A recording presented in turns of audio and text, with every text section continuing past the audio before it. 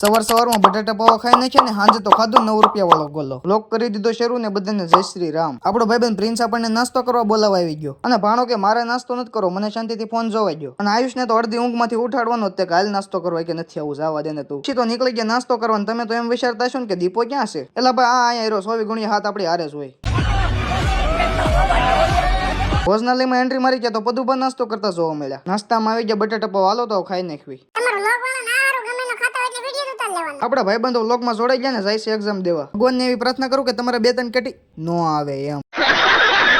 એટલે ભાઈ ભણવાનું તો થાય રાખે, અહીંયા તો આપણે ફ્રી ફાયર જ રમવાની. અને હોસ્ટેલના કેમ્પસમાં પડી હતી ફોર્ચ્યુનર ગાડી અને માકાણી કે વ્લોગ તારે ઉતારવા નથી, શાંતિથી હાલવા દેજે. જયદેવભાઈ તો મસ્ત મજાના વાળ કપાવ્યા ને હેન્ડસમ લાગે. અને હું દીકુલભાઈ બે ગાડી લઈને નીકળી ગયા ભાઈ રાટો મારવા. આસપડીના દીપાનો ફોન આવ્યો, તાત્કાલિક ધોરણે એરોપ્લેનમાં બેન નીકળી જવું પડ્યું. અને પછી તો સૌરાષ્ટ્ર ગોલામાં આવી ગયા આપણે ગોલા ખાવા. અને અહીંયા તો 1 નંબર ઓફર આલે, 9 રૂપિયામાં ગોલો આપી દેવાના. આ બેને તો કાલા ખટ્ટા ગોલો ભાવે એટલે એને તો એ મગાઈ લીધો. તમને તો ખબર જ હશે, આપણા માટે તો સ્પેશિયલ ગોલો આવે.